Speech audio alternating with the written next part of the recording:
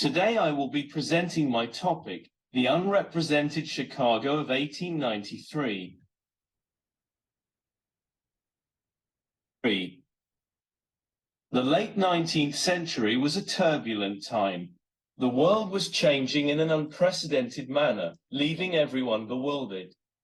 Some were trying to resurrect the old from the ruins, while others were preaching about a new paradise that was yet to come. Every country envisioned its own forthcoming paradise by working with myriad apparatuses for its conception.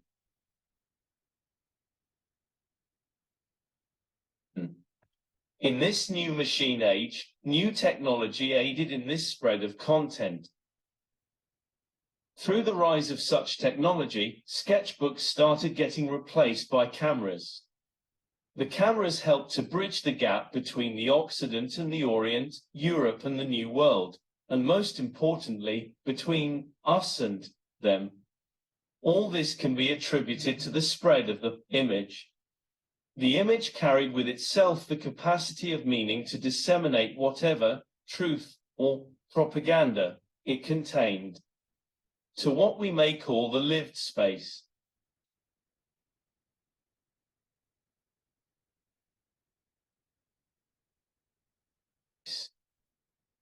World's Fair became a platform for such a show. It carried within itself an ambassadorial role within one's country to show its culture, heritage, history, and most importantly, a prophecy of a world yet to come. For the United States, the Chicago Exposition of 1893 played that role in projecting its image onto the world. The exposition was named after Columbus, as 1893 marked the 400th anniversary of Columbus's discovery of the New World. What other year would be more fortunate for exhibiting the New World on the 400th anniversary of its discovery, showcasing the transformative journey it has gone through in all acts of life? Chicago represented the American spirit of perseverance, as it rebuilt itself after the Great Fire of 1871.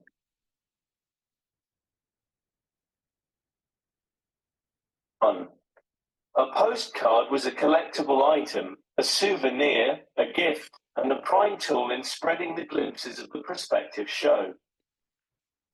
The postcards had watercolor paintings instead of photographs of the buildings, as they were still in the final phase of their completion. These glimpses were being sent all over the world. A question then arises, was this a true representation of the United States, especially of its modernity? The Chicago Exposition was the first glimpse of America, especially the Midwest of the United States, that the world saw. America was considered a wild, rugged land, full of bandits and adventures for the Europeans. The exposition gave international tourists an excuse to visit this new world which they had read so much about in novels and travelogues.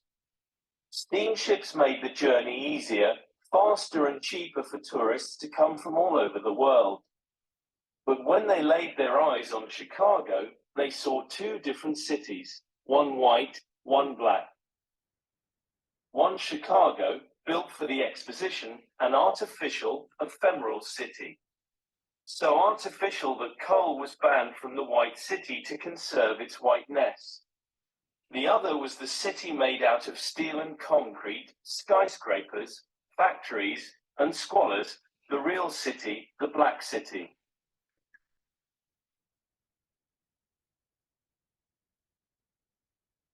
The real Chicago was growing unprecedentedly, both horizontally and vertically, in an unmatched manner. It was called the home of skyscrapers, giving birth to the world's first skyscraper, home insurance building. These high-rises were devoid of the classical aesthetics, following function over excessive ornament. These American modern values were shared all over the city.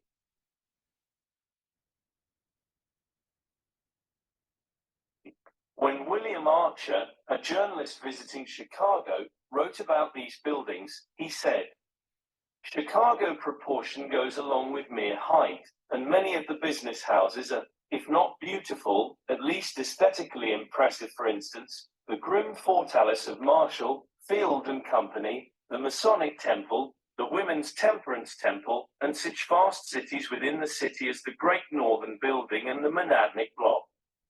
This incipient functionalist architecture was also being seen all over Chicago, especially in its vast industrial complexes. These whirlwinds of black smoke can be seen from the city center, denoting the industrial area.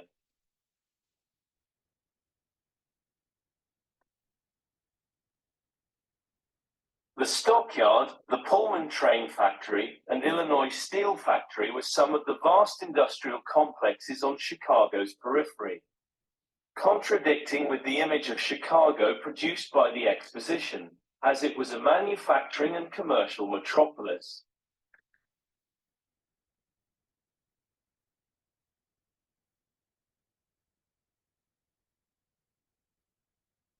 The Exposition Universale, though of a much smaller scale, was an inspiration for the planners of the Chicago Exposition.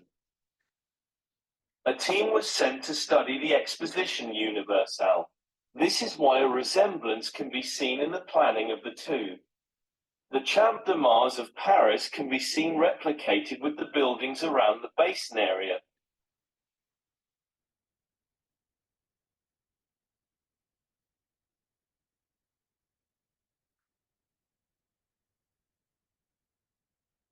The administration building occupying the place of the Eiffel Tower.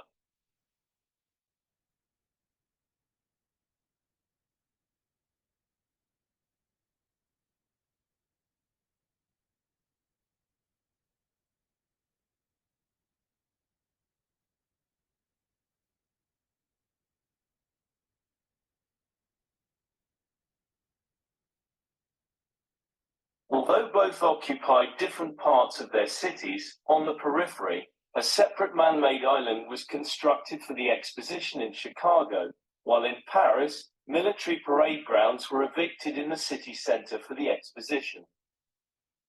This resulted in the viewing of the host cities differently. For one, the exposition's crown jewel laid in the center, the city and open-air museum leading towards the exposition, making it being experienced through it. The other being on the fringes was trying to hide the city, running away from whatever it had come from. This running away attitude was very much palpable in the architecture of the Chicago Exposition.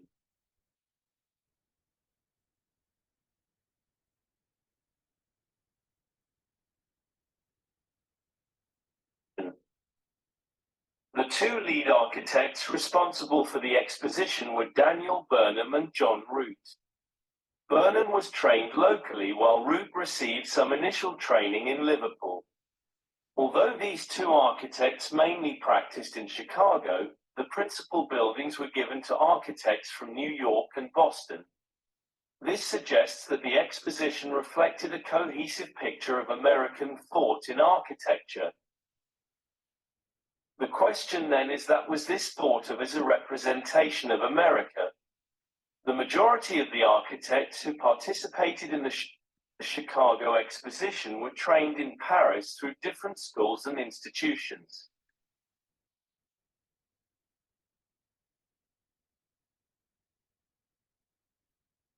Richard Hunt, the fair's administration building designer, was educated in the École des Beaux-Arts.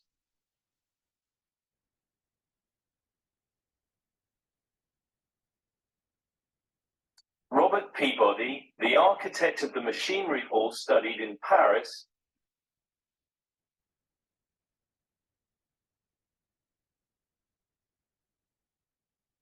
William Jenney, the architect of the fair's horticultural building, studied at the École Polytechnique.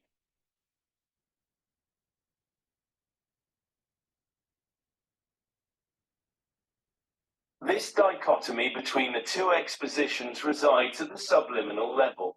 Although receiving training from a similar locale, the two interpreted the present differently.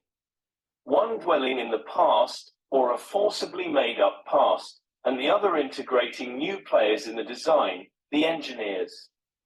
They saw that to achieve great structures of the future, one cannot be left to the whimsical of aesthetic-obsessed architects. These two conflicting cities surprisingly shared the same architects. Burnham and Root both practiced in Chicago. Burnham was even named the father of skyscrapers, while Root designed the world's first two metal-framed, glass curtain-walled buildings. The world's first skyscraper was built here in Chicago by William Jenney, who designed the Exposition's horticultural building. He also had numerous skyscrapers to his name. A similar practice background was shared by other architects of the Exposition. This makes one believe that these architects were living two different lives. Were they ashamed of what they achieved in Chicago, and so they wanted to exhibit a different image of their city?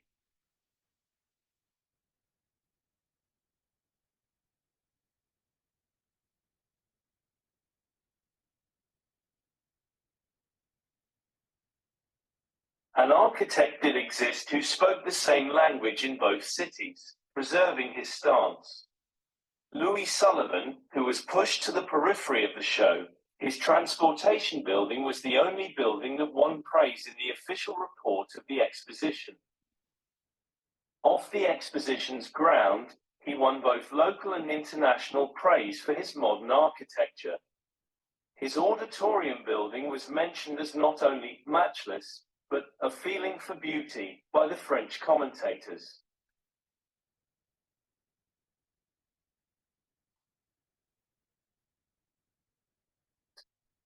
This thought was not followed by all architects of Chicago. They were trying to hide the true identity. The reality they portrayed was not true temporally or spatially. Rather than recognizing their present, these architects went for a borrowed past.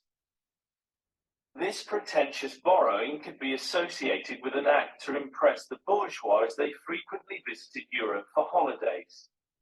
When the New World surged after the Gilded Age, rather than reconciling with their past, they were more impressed by a foreign tradition.